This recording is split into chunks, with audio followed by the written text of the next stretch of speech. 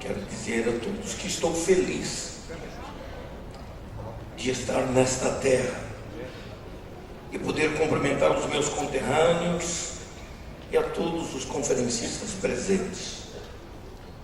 Cumprimento ao presidente da igreja em Curitiba, pastor Wagner, Gabi, pela acolhida a todos nós que fazemos parte do corpo de cooperadores nesta conferência. Cumprimento também ao ilustre diretor executivo da CPAD, Dr. Ronaldo Rodrigues de Souza, ao gerente de publicações, pastor Alexandre Coelho, ao chefe do setor de educação cristã, pastor César Moisés Carvalho. Cumprimento ao nosso grande referencial na área da nossa teologia pentecostal, pastor Antônio Gilberto. Cumprimento a todos os irmãos aqui presentes, aos meus colegas de preletores, as várias caravanas dos estados do Brasil, que num esforço esmerado pela paixão à escola bíblica dominical vieram a esta conferência. Meus cumprimentos a todos. Minha palestra tem um caráter menos acadêmico, até por minha característica de pastor. Mas meu tema nesta conferência discute e responde à questão levantada ainda em nossos dias de que estudar teologia torna o crente frio espiritualmente. Daí a temática: fervor espiritual e racionalidade. Na verdade, eu procuro reunir mente e coração utilizando aqui essas metáforas da própria Bíblia para ilustrar a minha palestra, com o objetivo de confrontar o que eu chamaria de conhecimento de cabeça e a espiritualidade emocional que está tão em evidência em nossos tempos atuais. Procurarei, na verdade, colocar mente e coração no mesmo patamar no contexto dessa palestra, objetivando aclarar as distinções e, ao mesmo tempo, a relação saudável que deve permear esses dois elementos importantes do ser de cada pessoa: mente e coração. Ainda que algumas igrejas históricas prefiram uma dicotomia separando emoção e razão, nós pentecostais, pelo contrário, procuramos harmonizar essa dicotomia e dar a ela o equilíbrio que a espiritualidade bíblica, sem dúvida, requer de todos nós. E eu quero começar a minha palestra com a leitura de um texto bíblico, vários versículos nas palavras do grande apóstolo Paulo, na sua primeira carta aos Coríntios, no capítulo 2, e nos versículos 9 ao 16, cuja escritura nos diz assim: mas como está escrito, as coisas que o olho não viu e o ouvido não ouviu e não subiram ao coração do homem são as que Deus preparou para os que o amam.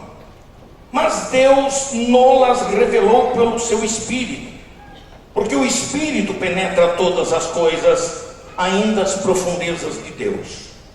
Porque qual dos homens sabem as coisas do homem, senão o Espírito do homem que nele está? Assim também ninguém sabe as coisas de Deus, senão o Espírito de Deus.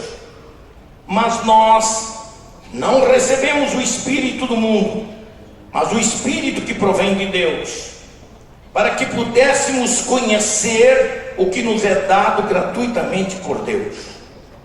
as quais também falamos, não com palavras de sabedoria humana, mas com as que o Espírito Santo ensina, comparando as coisas espirituais com as espirituais.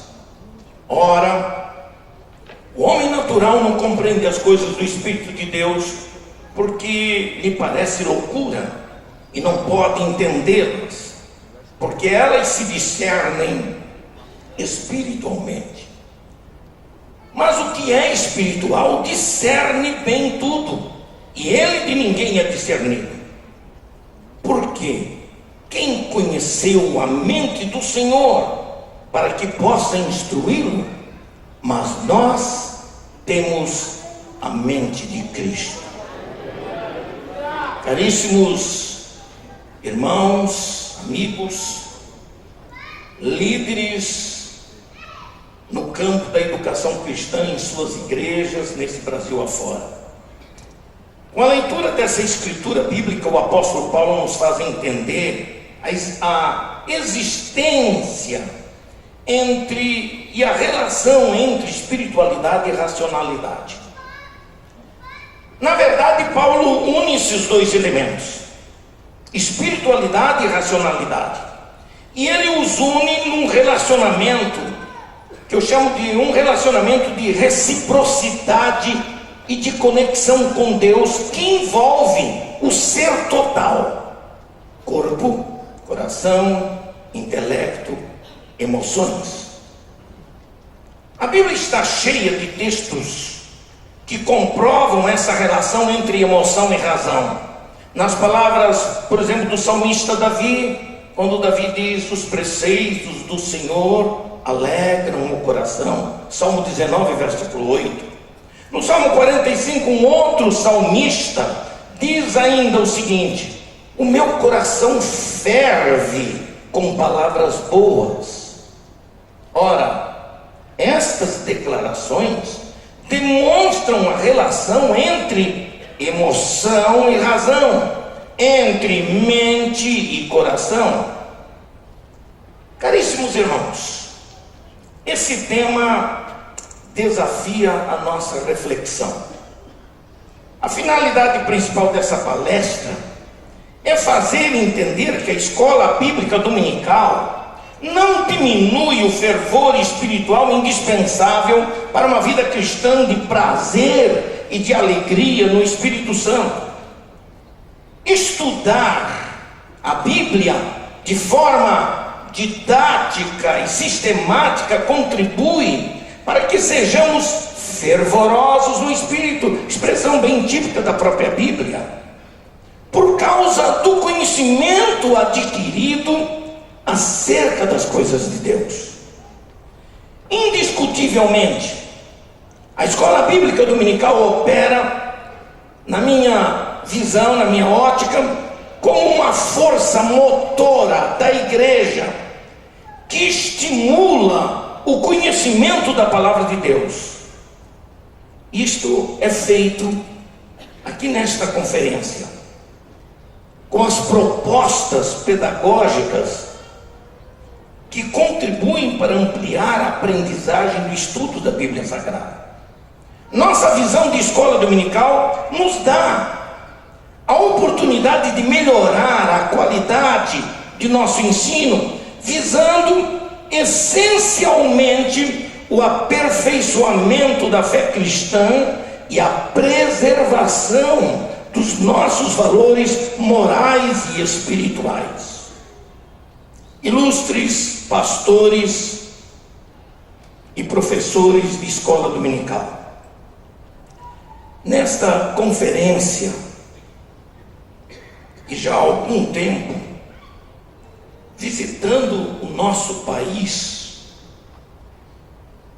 a despeito do otimismo que temos em relação ao sucesso da escola dominical, há em meu coração um misto de preocupação e ao mesmo tempo de esperança quanto ao futuro da escola dominical na vida das nossas igrejas.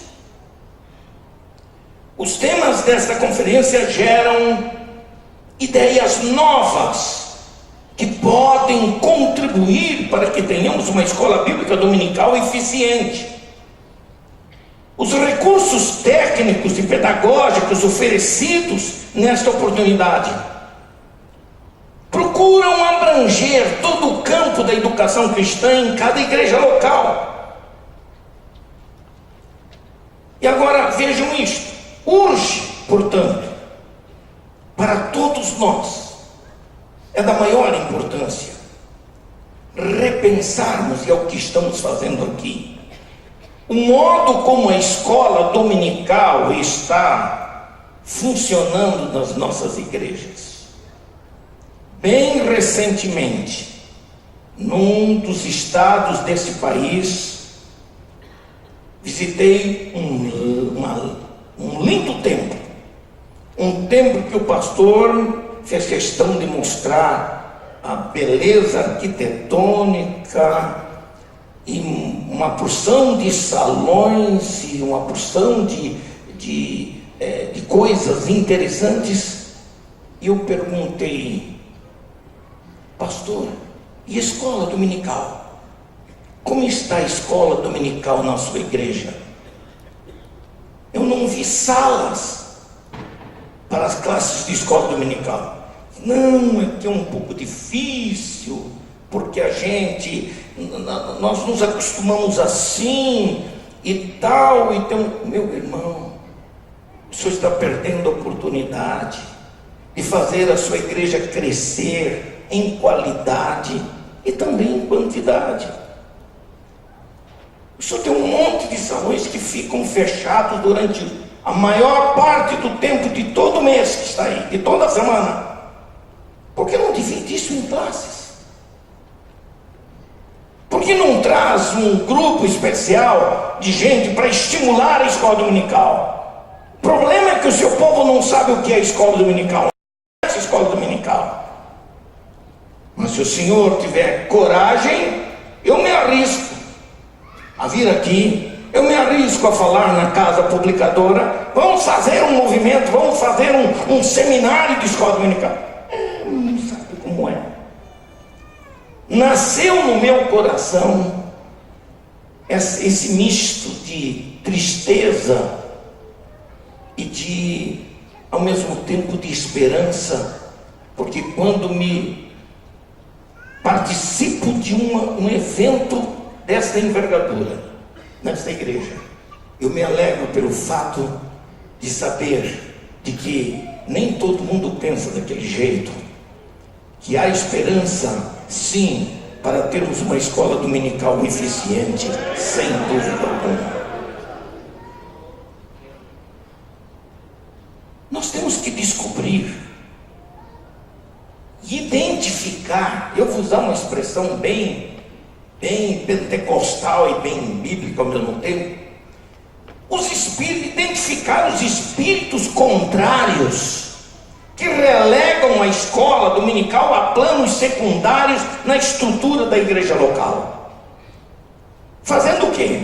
Soterrando-a e substituindo-a com outros programas. Ensaio de grupos, de corais. Eu fui numa igreja em que tinha escola dominical. E o grupo da escola dominical que tinha lá não passava de umas 50 pessoas, numa igreja que cabia pelo menos 2.000 pessoas. Mas ao mesmo tempo eu vi barulhos em salas diferentes. Vários departamentos faziam ensaios e conversavam sobre assuntos variados da vida da igreja, mas a escola dominical passavam de largo, porque a escola dominical, além de não ser atrativa, era na verdade uma coisa tratada em segundo plano, relegada ao segundo plano.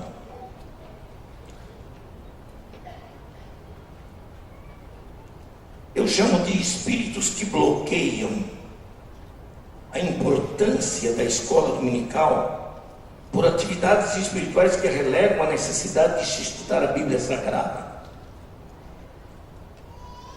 Sem dúvida alguma, Satanás tem o maior interesse em anular o conhecimento bíblico, porque a Bíblia revela as suas armadilhas contra a igreja.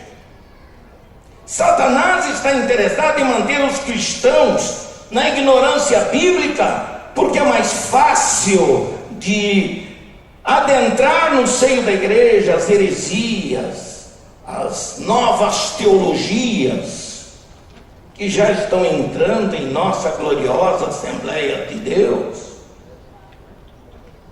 Muito dos movimentos aderidos pelos chamados neopentecostais já estão em nosso meio.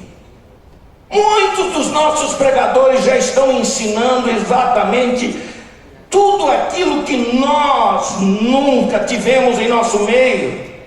A Assembleia de Deus é considerada uma igreja dentro de um pentecostalismo clássico, porque ela se mantém fiel a uma ortodoxia doutrinária, teológica. Ela não necessita de muletas teológicas para poder sobreviver. Eu sou um homem que eu creio no poder da palavra de Deus. Se eu creio nisto, eu não preciso de muita coisa.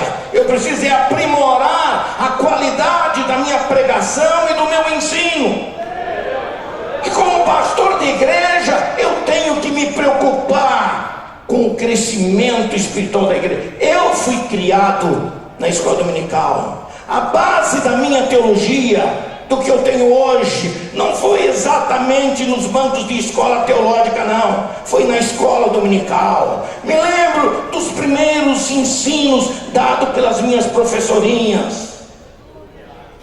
Isso marcou a minha história e a minha vida. Um dos maiores inimigos da escola dominical é exatamente aquele que relega a necessidade de estudar a Bíblia, porque entende que o conhecimento intelectual da Bíblia seja capaz de anular a espiritualidade.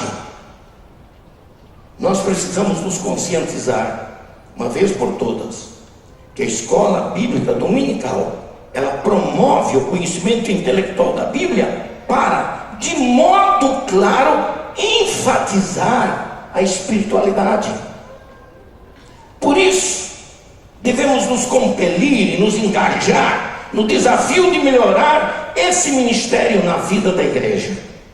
Não vamos deixar morrer como acontece na Europa, que já está começando a acontecer nos Estados Unidos da América. Meu tema proposto para esta plenária se preocupa com a relação dicotômica sobre fé e razão. Desenvolveu-se em nossos arraiais pentecostais um medo em relação às questões de fé e razão. E nós temos tido dificuldades em tornar possível o conhecimento intelectual da palavra de Deus sem perder a força da fé, ou seja, o fervor produzido pelo conhecimento adquirido na Bíblia Sagrada. O que nós precisamos de fato é entender que é através da reflexão e do estudo sistemático da palavra de Deus que se desenvolve um perfeito equilíbrio na nossa espiritualidade. Se quisermos ter uma igreja madura na fé, precisamos educá-la no conhecimento da palavra de Deus. Rejeitamos até mesmo aquela falsa afirmação de que fervor e racionalidade são incompatíveis na experiência cristã. Eu vejo pelo contrário, esses dois elementos são indispensáveis e até inseparáveis na prática da vida cristã. No estudo sistemático da Bíblia, o cristão é compelido a aprender e conhecer as verdades do Evangelho que ele professa. E essa aprendizagem envolve, inevitavelmente, fervor e racionalidade. Meus amados conferencistas, sabemos que a escola dominical é uma vertente da educação cristã que tem por finalidade ensinar a palavra de Deus a todas as faixas etárias de idades. Para cada faixa etária de idade, desde o berço até a chamada terceira idade, a escola bíblica dominical utiliza métodos pedagógicos e sistemáticos capazes de alcançar suas vidas com uma linguagem própria às suas idades. Portanto, é de fundamental importância que cada professor assuma com dedicação e eficiência a sua responsabilidade de ensinar, como um ministério espiritual que abrange não só a alma de seus alunos, mas também os seus espíritos. Nossa casa publicadora tem tido cuidado de manter um padrão de qualidade, não apenas gráfico, das nossas lições bíblicas para cada domingo, mas também qualidade bíblica e devocional, sem perder o sabor pentecostal, com o ensino sadio, comprometido com a ortodoxia teológica pentecostal. Nosso material didático tem uma produção pedagógica capaz de equilibrar a paixão pelas coisas do Espírito com o esclarecimento intelectual das verdades ensinadas. Sem dúvida, o fervor espiritual será o azeite do ensino de cada lição ensinada pelos professores. A racionalidade do ensino sistemático da Bíblia não anula a espiritualidade do crente. Pelo contrário, essa dicotomia torna o crente mais comprometido com a igreja. É lamentável que ainda em nossos tempos tenhamos que enfrentar um anti-intelectualismo que se manifesta e se dissemina até mesmo através de algumas lideranças em nome de uma espiritualidade que só explora o emocional. Eu viajo o Brasil inteiro, todas as convenções nesse país eu tenho estado presente e conheço a maioria das grandes igrejas do país, e a gente começa a perceber a distinção, a diferença entre uma igreja e outra. Existem igrejas que não há mais espaço para uma palavra bíblica, há espaço, me desculpem, para pregadores meia tigela, que só tem coragem de se levantar para explorar o emocional do povo, dizer palavras e frases de efeito que não corresponde àquilo que a Bíblia ensina e nos manda fazer. Como eles não acreditam, acham no poder da palavra de Deus, precisam colocar o poder pessoal, da persuasão, da simpatia pessoal, ou coisa, para poder convencer as pessoas, porque são mensagens muitas vezes baseadas no endeusamento do próprio ego da pessoa. E uma lição eu aprendi ao longo da minha vida: se eu quiser ter sucesso no ministério, eu preciso me lembrar que eu sou apenas um canal, sou apenas um servo. Ele é o Senhor, a glória é dele, o poder é dele, e é para ele que nós pregamos e ensinamos.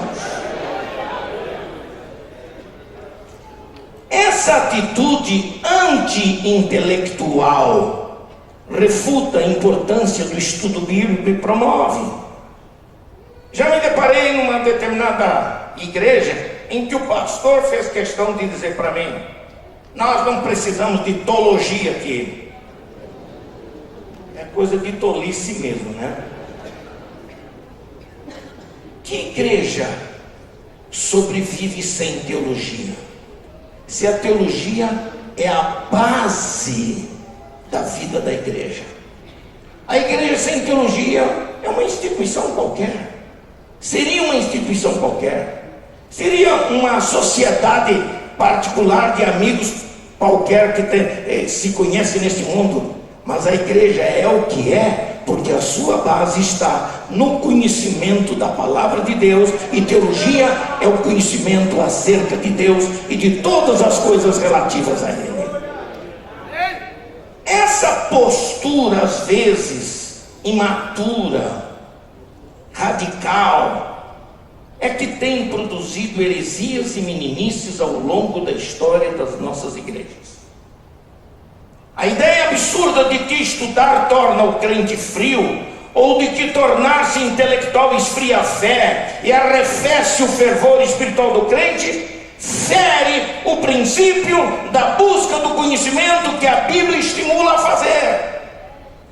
Ora, caríssimos irmãos, sou pentecostal da gema, batizado com o Espírito Santo, falo em línguas e creio na atualidade dos dons espirituais, sem nunca ter perdido o fervor espiritual pelo fato de estudar e ensinar teologia.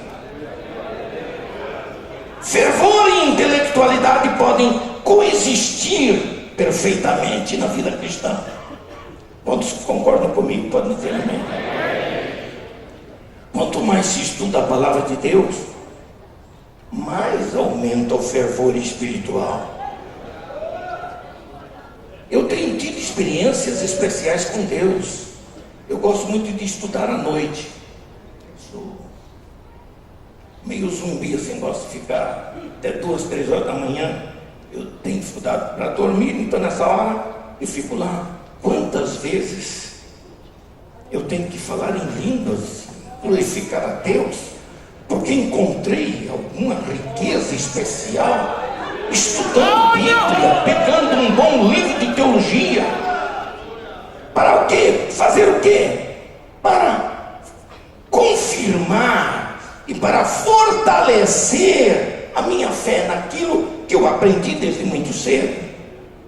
Quando alguém estuda a Bíblia e se ufana de saber mais que os outros, tem sua presunção condenada pela palavra de Deus. Paulo aconselhou aos romanos dizendo o seguinte: digo a cada um de vós que não saiba mais do que convém saber. Quando alguém se acha dono da verdade, é porque sabe muito pouco da verdade. A verdade é insofismável, e ela não está dentro de uma caixinha, dentro de uma redoma teológica que se pode jogar da esquerda para a direita. É algo infindável. Quanto mais se conhece a Deus, mais se conhece a verdade, porque Ele é a verdade revelada. Quando também se promove apenas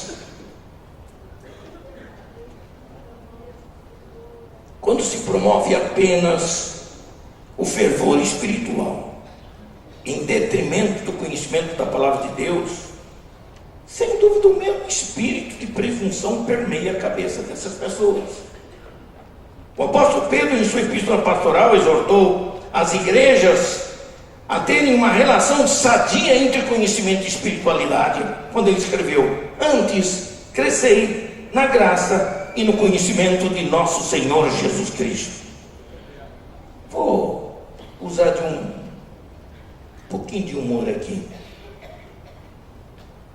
Tem muita gente que cresce muito no conhecimento e se tornam presunçosos. Tem gente que cresce tanto na graça que ficam engraçados, porque viram meninos e fazem coisas imaturas. Portanto, meus caros irmãos, a ideia equivocada de que o estudo teológico esfria a fé e anula o fervor da vida espiritual não pode persistir em nosso meio de jeito nenhum. Por isso a escola dominical tem de ser tratada como escola, ou seja, lugar de aprender a palavra de Deus para obter-se uma vida espiritual equilibrada. Mesmo com a importância das escolas teológicas organizadas em nossos tempos atuais para preparar futuros líderes, aliás, me preocupa um pouco essa preparação teológica atual. Me preocupa está perdendo o sentido confessional. E nossos alunos estão se tornando reféns de teologias estranhas à teologia pentecostal. É por isso que nós já temos assim uma coxa de retalhos de gente que pensa diferente, que com facilidade refutam o ensino tradicional das igrejas, porque eles aderem com facilidade a todas essas novas ideias. Meu desejo e minha luta é para que, na verdade, nossas escolas teológicas no Brasil não percam o foco principal, que é de passar para aqueles que se preparam para serem os futuros líderes da igreja exatamente aquilo que nós cremos. É assim que fazem as igrejas históricas. Se você vai para uma faculdade batista, você vai obrigatoriamente estudar a teologia batista. Vai para a presbiteriana, você vai estudar a calvinista lá, sem dúvida. E além que tem arminianista radical e calvinista radical de um lado, e faz aquela salada enorme, gente brigando por causa disso, renegando todos aqueles ensinos básicos que nós aprendemos. E tem igrejas que se tornam reféns de pessoas que gostam de dominar através das suas ideias diferentes, e com isto quebram a unidade teológica e doutrinária da igreja. Daí por que a importância da escola bíblica dominical? Daí a importância que nós temos aqui. Temos outro companheiro, pastor Eliezer, que é também comentador. Vocês não imaginam, pastor Antônio Gilberto, vocês imaginam as críticas que a Casa Aplicadora constantemente vive recebendo?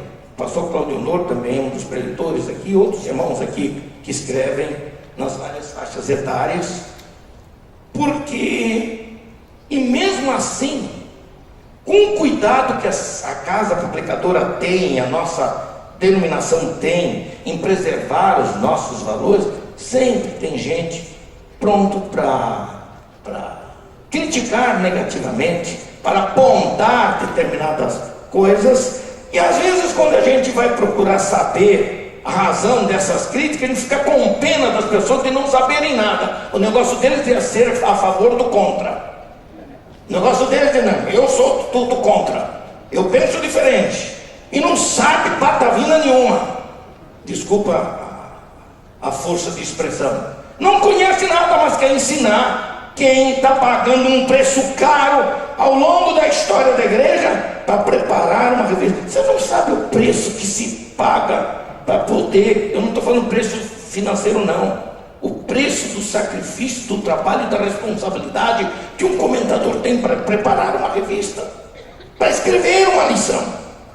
Então, vamos valorizar a escola dominical, porque a grande preocupação é essa: manter a unidade teológica das Assembleias de Deus no Brasil e das igrejas pentecostais sérias que têm a mesma linha de pensamento. Agora escutem isso.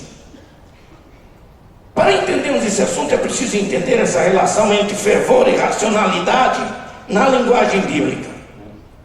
Na linguagem secular, a palavra fervor refere-se a um intenso sentimento religioso que é manifesto nas relações religiosas das pessoas.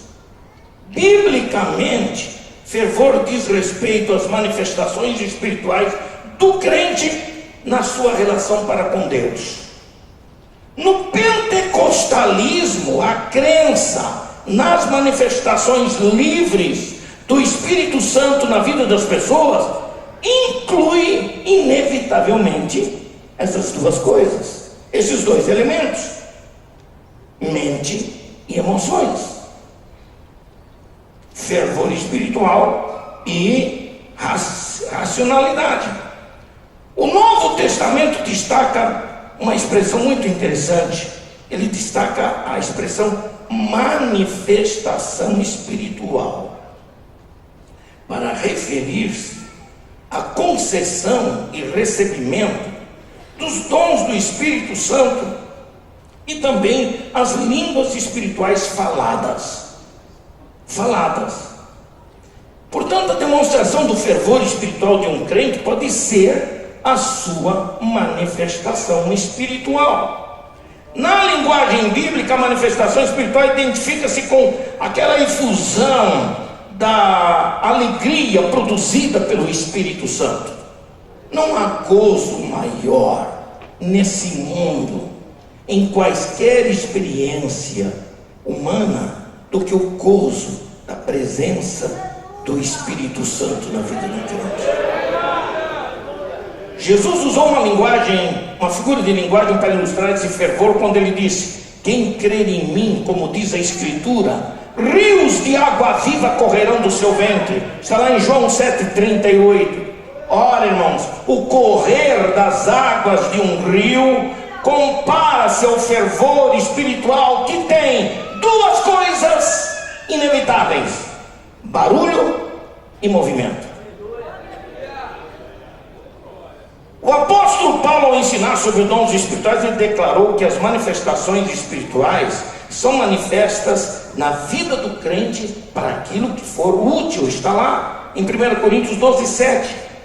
Portanto, fervor no contexto espiritual é muito mais do que mera fervura de água numa chaleira. Fervor é uma forma de expressão espiritual coletiva ou individual que acontece na igreja e se manifesta pela intensidade dos sentimentos do crente na oração, nos cânticos, nas manifestações efusivas que nós demonstramos a Deus de vários modos.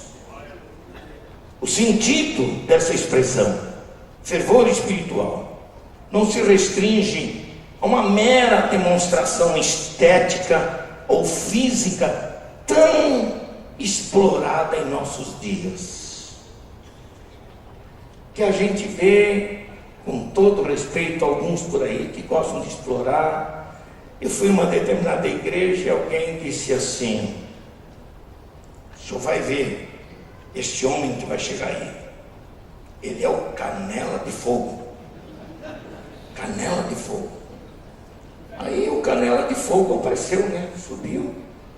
Uma humildade assim, aquela de palhaço de circo, me desculpem. Parecendo um santo humilde. Aí deu a palavra para os irmãos. Cumprimento vocês com a paz do Senhor. Levantou uma perna, levantou outra perna. Todo sentido.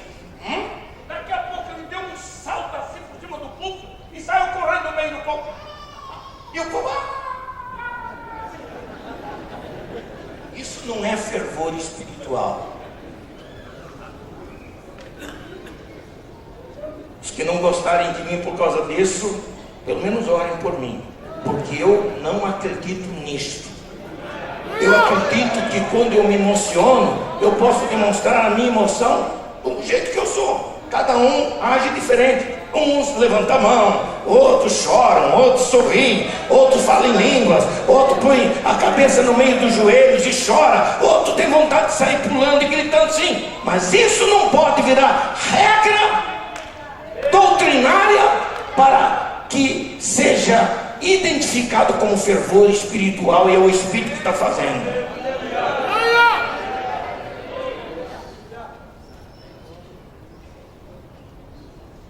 Por isso, deixa-me dizer isso a vocês: o fervor espiritual não pode ser dissociado da persuasão intelectual da palavra de Deus e da emoção da experiência com Deus. Para estudar teologia é fácil, qualquer um estuda teologia. Agora, conhecer o Deus da teologia é outra história. Aí mexe com a adrenalina, aí mexe com a sua emoção, aí dá vontade de gritar, aí dá vontade de pular, Aí dá vontade de demonstrar a sua emoção, sim. E nós não vamos renegar tudo aquilo que aprendemos desde novos na nossa história pentecostal. Por isso o fervor espiritual, ele pode ser equilibrado com a racionalidade bíblica, porque os dois estão irmanados na experiência com Deus. Paulo explicou essa relação aos cristãos de Corinto quanto à manifestação dos dons espirituais, principalmente o de falar línguas espirituais. Ele então esclarece dizendo assim, olha o que ele diz: pelo que o que fala a língua estranha, ore para que a possa interpretar. Porque se eu orar em língua estranha, o meu espírito ora bem, mas o meu entendimento fica sem fruto. Que farei então? Orarei com o espírito, mas também orarei com entendimento. Cantarei com o espírito, mas também cantarei com entendimento. O apóstolo Paulo não está proibindo as manifestações espirituais do crente, mas ele está colocando um ponto de equilíbrio entre o racional e o emocional. O falar em línguas não é uma mera experiência emocional. Porque me arrepiei, eu tenho que falar línguas. Já tem até agora. Estão dando nomes a unções especiais. Unção do riso, unção da adrenalina, a unção do arrepio. Fiquei arrepiado. É sinal de que o Espírito chegou. Como se fosse alguma. Isso aqui não é centro de macumba. Não é centro espírita. Aqui o Espírito que fala conosco, ele se identifica conosco porque é ser pessoal. E ele quer que o nosso culto seja um culto inteligente acima de tudo.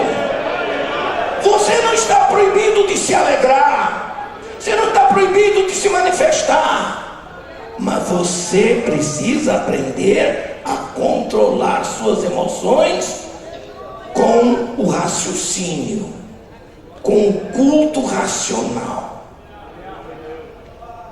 Em nossos cultos, o poder da pregação e do ensino da palavra de Deus promove essa comunhão entre razão e emoção.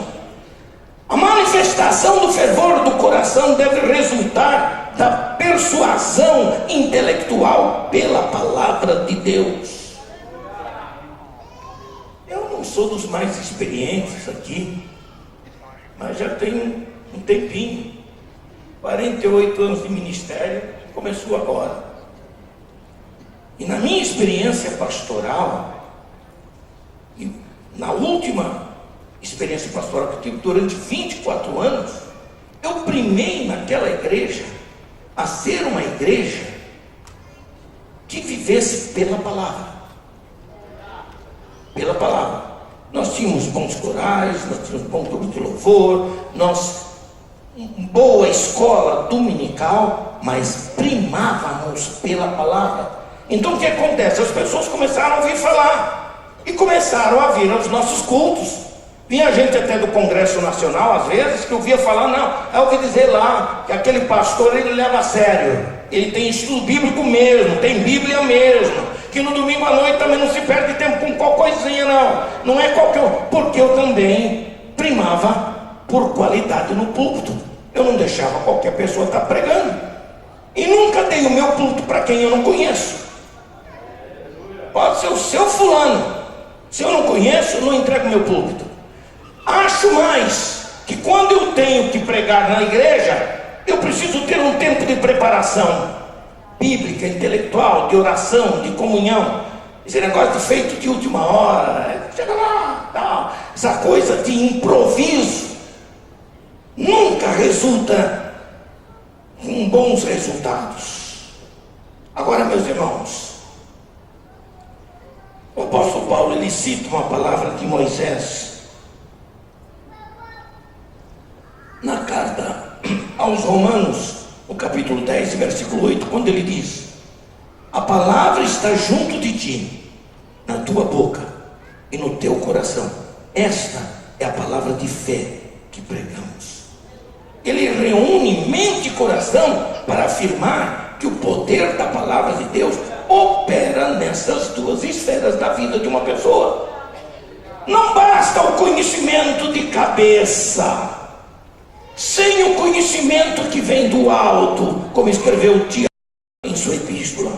Estudar teologia com atitude de reverência a Deus produz quebrantamento, e quebrantamento implica numa ação interior que envolve emoção e razão. A mera sabedoria humana é terrena, é animal e manifesta-se horizontalmente. É a sabedoria que não procede de Deus.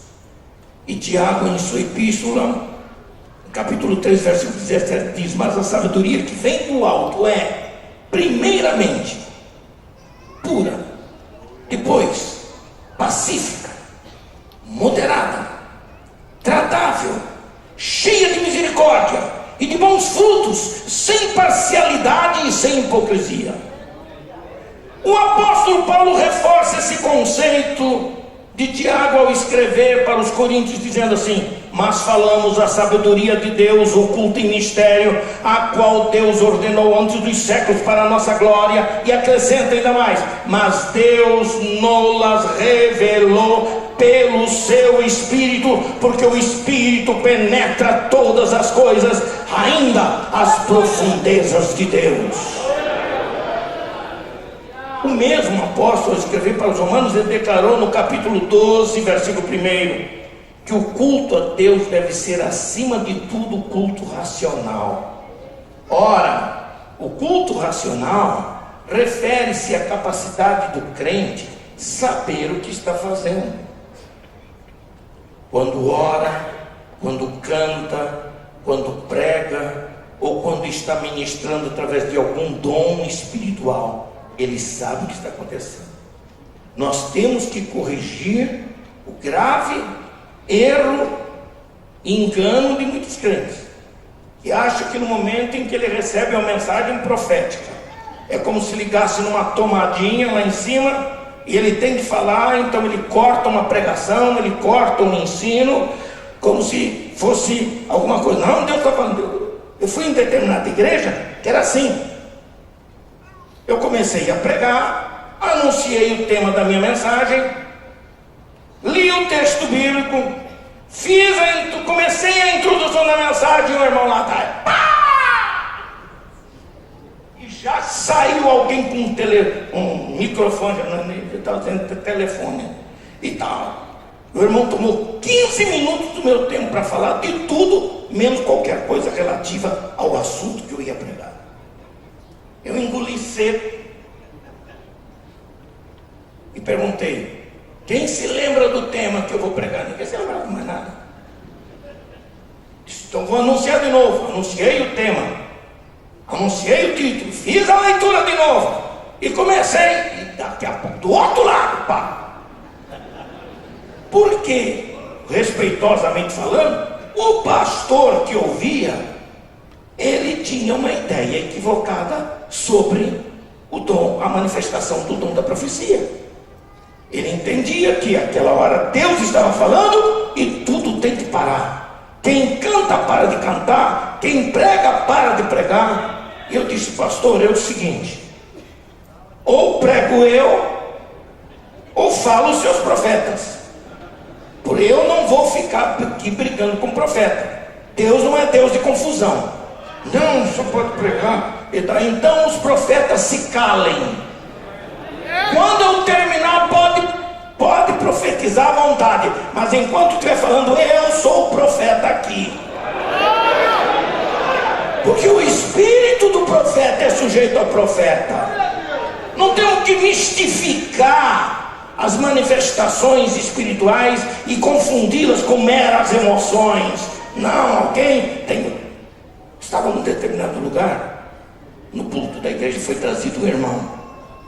Ele assentou-se do meu lado assim, como eu vou fazer aqui. Ele assentou-se e eu estou do lado aqui. De vez em quando o irmão arregalava o olho,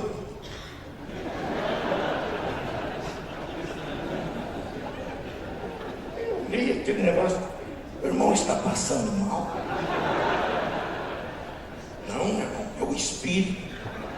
Só se for do capeta, porque da igreja o Espírito Santo não brinca com ninguém. O Espírito Santo respeita você. Sabe o que é isso?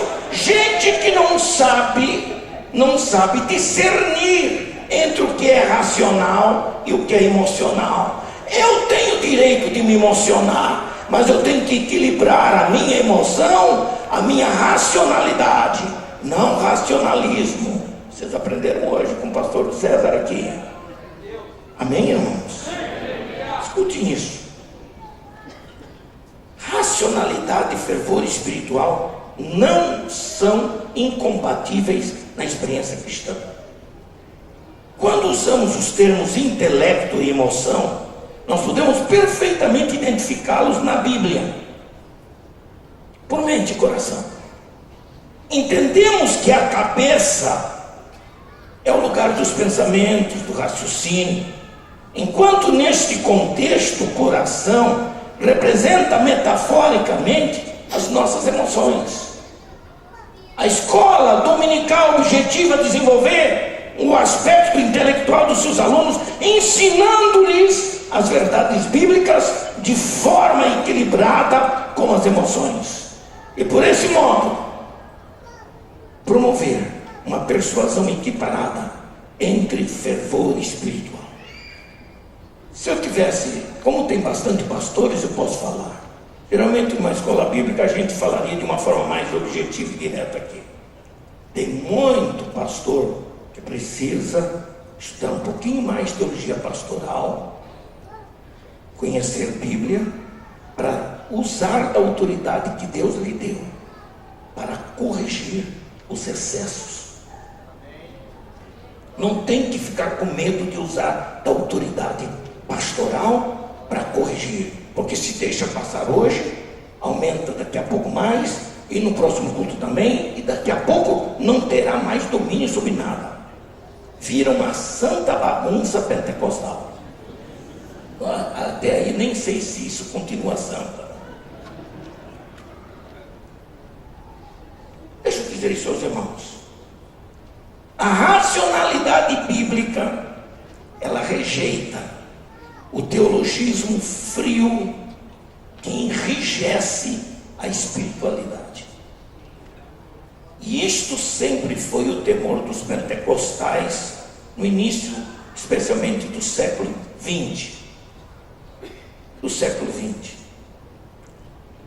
Quando os chamados grupos de santidade, grupos holiness, deixaram as suas igrejas em lideranças como Wesley, por exemplo, abandonando as igrejas tradicionais e históricas. Eles visavam, na verdade, voltar às origens da Bíblia Sagrada e às origens da igreja primitiva, aquelas coisas simples. Por causa disso, começou a desenvolver-se um anti-intelectualismo em função do intelectualismo forte, chamado cristão, que com as suas críticas começou a pôr em dúvida os milagres da Bíblia Sagrada. Você imagina que já tem um bocado de gente por aí que não acredita mais nos milagres do Velho Testamento. Estão alegorizando tudo que a Bíblia diz. Estão alegorizando, transformando em meras figuras de representação. Estão por aí? E já tem gente no nosso meio. Eu estive numa escola bíblica que um professor fez questão de dizer, e tentou convencer o auditório de que os milagres do Velho Testamento, passagem pelo Mar Vermelho, água na rocha e outras coisas mais, foram meras figuras de linguagem que Deus utilizou para dar lições espirituais para a igreja hoje. Tem condição de alguém desse tipo estar no púlpito das nossas igrejas e ensinar? Nas nossas escolas bíblicas? Não temos como aceitar isso. Não temos como aceitar. Ante os desafios do teologismo moderno, especialmente, O pentecostalismo clássico do final do século XIX e das primeiras décadas do século XX rejeitou com veemência os conceitos da nova teologia que enrijecia a espiritualidade dentro do cristianismo. A liberdade de culto estava amordaçada por uma liturgia seca, sem a presença do Espírito Santo. Por isso esses grupos chamados holiness assumiram uma postura de rejeição ao racionalismo cristão, que não aceitava as manifestações livres de louvores, de adoração e de grande comoção espiritual. Ainda hoje, teólogos e igrejas não pentecostais enchem as livrarias contra nós, falam mal de nós, falam mal do pentecostalismo, porque eles sempre fazem questão de dizer que nós enfatizamos muito a emoção em detrimento da racionalidade, e nós rejeitamos essa acusação para dizer para eles que a diferença entre nós e eles é que nós, quando estudamos a Bíblia e conhecemos as riquezas do Deus que nos ensina a conhecê-lo, também damos vazão ao seu Espírito para trazer alegria ao nosso coração e vivemos uma vida espiritual. Alguns chegaram até mesmo ao desrespeito ao pentecostalismo clássico, quando afirmavam que as manifestações espirituais dos crentes eram paranoicas, total loucura. A presunção desse intelectualismo engessado contribuiu para desenvolver um anti-intelectualismo no meio pentecostal. Então as lideranças, por medo desta influência negativa, desse teologismo barato, desses antipentecostais, a igreja começou a rejeitar. Nós agora estamos nos libertando das travas e das algemas, mas quando fui para o Instituto Bíblico, 1964, eu fui contra a vontade da maioria dos pastores de Santa Catarina. Eles só se acordaram com o meu testemunho. Quando eu voltei no primeiro ano, me puseram para pregar na frente dele, para saber se eu não tinha trazido alguma coisa estranha. E aí ganhei o respeito e o carinho daqueles homens de Deus que faziam isso com uma total cuidado e zelo doutrinário, porque eles descobriram isso, porque naquele tempo estudar teologia bastava uma escola bíblica na igreja, porque ir para uma escola teológica significava ir para uma fábrica de pastores. A coisa se abriu, só que eu acho que se abriu demais. A porta ficou grande demais, e agora nós estamos pagando um outro preço. Como estancar os nossos valores que estão saindo aí pelas frestas de algumas escolas, não são todas, existem muitas escolas teológicas comprometidas, mas algumas, elas comprometem a nossa ortodoxia pentecostal. Eu tenho que parar. É muita coisa para pouco tempo, mas glória a Deus por isso. Eu somente gostaria de dizer uma coisa aos irmãos.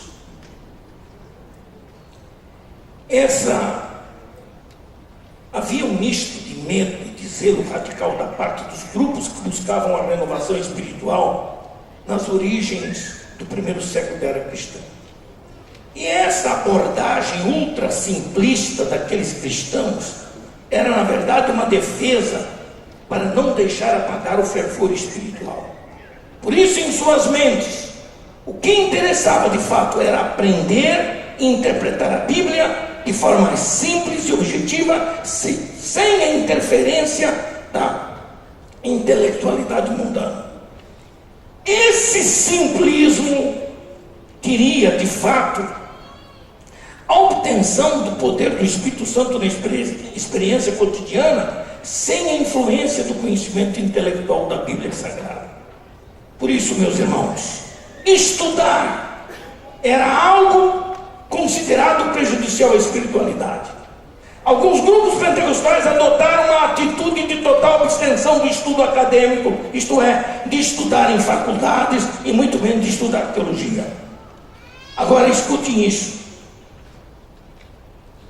Naturalmente, a falta de critério na interpretação da Bíblia fez surgir um terreno fértil para heresias e conceitos distorcidos acerca das doutrinas bíblicas, porque é impossível conhecer as doutrinas bíblicas sem estudá-las. Por isso, que Deus abençoe. O que aconteceu com a irmã? Agora escute isso, irmãos. Esse tema provoca reações, mas eu estou seguro de que Deus está nisto e que Deus honra a sua palavra. Vamos manter o nosso fervor espiritual sem precisar rejeitar o ensino da palavra de Deus. Amém, irmãos? Que Deus abençoe a todos e que possamos entender essa harmonia entre razão e emoção para a honra e para a glória do nome de Jesus. Amém.